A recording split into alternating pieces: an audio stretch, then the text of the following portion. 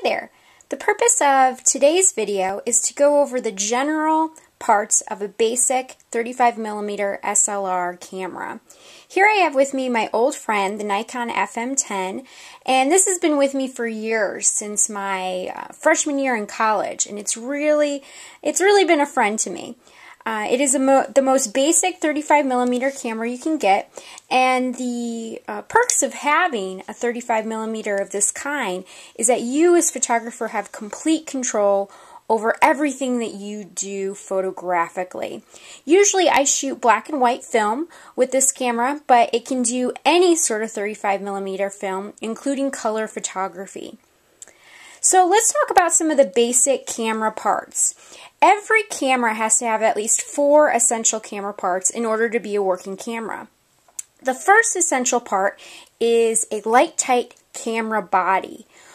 Imagine, for instance, that you were a teeny tiny person sitting inside the camera body structure. If you were sitting inside that camera body structure as is, it would be completely dark. No light leaks, no light coming into the camera structure, period. Every camera has to have a light, tight body. In addition to a light, tight body, it does have to have an aperture. And the aperture is the tiny little hole within the camera that when you are shooting an image, it does allow light in. That's the only area that we want light to infiltrate our light, tight body. When light enters through our aperture, and in the case of the 35mm, light is going to enter through your lens, through the camera body, it's going to hit on the opposite side of the aperture, which is where your film plane is going to be, the third essential camera part. And the film plane is where you're going to place your film so that it can capture the image that the aperture allows you to capture. And finally, the fourth essential camera part is a shutter. This allows you as photographer the control to access when and how the aperture is allowing light into your camera structure. So those are the 4 essential camera parts.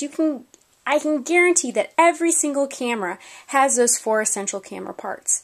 But obviously with this case of the 35mm SLR, there's a lot more going on. And with those additional accessories and parts, you are given even more control as a photographer to manipulate your imagery.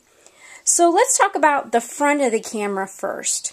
Okay, obviously you have a lens. We'll talk about that in a little bit. But here is the camera body itself. And on the camera body, you have a couple things going on. First and foremost, you'll notice in this area you have a hot shoe or accessory shoe. This is for when you get really excited and start buying accessories for your camera. You can mount a flash or other things to this area to enhance your imagery. Also, this little button right here, this is your shutter release button. This is how the magic happens when you're taking photography. You press to shoot your imagery. Just to the left, you have the shutter speed dial. And on this dial, you'll see various different numbers ranging from 1 to 2,000, depending upon your camera. That shutter speed, that number that you see, is going to indicate how quickly your shutter opens and closes to allow light into your aperture. Something to keep in mind when considering these numbers, when you see a number like 30, it's actually representing a fraction of a second. So it's not saying 30 seconds is your shutter speed, instead it's saying 1/30th of a second is your shutter speed. So in essence, the higher the number on your shutter speed dial, the quicker that shutter will release. The lower the number on your shutter speed dial, the slower your shutter will release. Now, off to this side, you'll see a little bit of a lever. Since this is a manual camera, every time you take an image, you have to physically advance to the next frame. Now you'll notice that before pressing the shutter button, I kind of cocked the film advance lever to the right just slightly. That's because there's a slight, tiny little mechanism right here that when the film advance lever is in its resting place, it actually prevents the shutter button from accidentally being pressed. This is extremely helpful when you're moving around with your camera in stow. You don't want to accidentally take pictures. So that's a nice little safety device imposed onto the 35mm. So again, every time you take a picture, you have to physically, manually advance from one frame to the next, like so. Just above the film advance lever, you'll see a tiny little window. This window is going to indicate which frame you're on and when. Now if we move off to the side, we're going to go right past the accessory shoe. This right here is another manual device on the 35mm. After you shoot an entire roll of film, you shoot, advance, shoot, advance, shoot, advance. You also have to rewind your film so that it goes back into the safe resting place of that little film canister. You can never take your film out unless it's in that safe little light tight film canister. So this device is the film rewind knob that at the end of your shoot you physically rewind your film so that it goes back into its little film canister.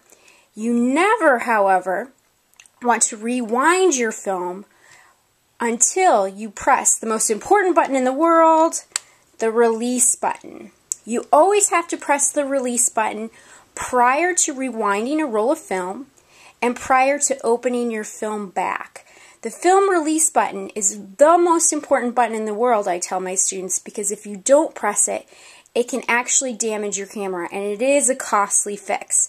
So remember, the most important button in the world prior to rewinding your film and prior to opening your film back. You'll notice that on the bottom of your camera there's another little thing right here. This is your battery cavity. And these sorts of cameras take those tiny little batteries, and the only reason why this manual camera needs a battery is because it has an internal light meter, which we'll talk about soon. Also, you have a tripod mount. This is a universal tripod mount, so this camera will fit onto any tripod that you purchase. Now, let's get back to the lens portion of our camera. Now, different than a pinhole camera, you have a little bit more control with what kind of depth of field you want to acquire in your imagery. And the depth of field relates to the amount of information that's in focus within each of your frames. A small depth of field, you have one thing in focus that you focus on with the lens, and the rest in the foreground and middle ground, or the foreground and background, is going to be slightly fuzzy. That can create a dramatic effect. Now, if you want a large depth of field, you're going to want a very small opening that will allow every single thing in the image to be in focus. The way that you can control that is with your aperture ring on your 35mm camera. The aperture ring is going to be the ring closest to the camera body. And you're going to see numbers like 22, 16, 11, 8, 5.6, 3.5, and the numbers can continue depending upon your specific lens type. The numbers, just like the numbers on the shutter speed dial, are representative of fractions. In this case, a number like 22 is actually showing a fraction of a diameter. So, the larger the number on your aperture dial, the tinier the aperture opening. The smaller the number on your aperture dial, the larger the opening. The larger the opening, the less things you are going to have in focus in your image. The smaller the opening, the more things you're going to have in focus within your image. So depending upon the type of image you want to take, this is going to be a huge tool in your photography. This right here, the portion that's furthest away from your camera body, this is what you're going to use to focus each of your images. And many times for students, this is something that they usually forget. They get so worked up about using the aperture dial and so worked up about what they do with the shutter speed dial that they totally forget to focus their image. So don't forget about that. And then there's a secondary dial. This is your distance scale, and that's showing you some information regarding the distance between your camera and the subject matter. So your primary concerns regarding the lens is going to be your aperture dial and your focus. Don't forget about that focus. All right, so now let's talk about the inside of our camera. Don't forget about the viewfinder. You see those all the time. But let's talk about the inside of our camera. Remember, in order to open up the film back, which is this door really right here, you have to press the most important button in the world. What's that? The release button. I'm going to press that in, and then to open the back, I'm going to gently lift my film rewind knob, and that's going to pop our door. Everything that I do regarding my camera is very gentle because a camera is made up of all sorts of tiny little mechanical parts, and you have to be really careful not to damage anything within your camera. So first and foremost, remember that your aperture is structured here in between your camera body and your lens.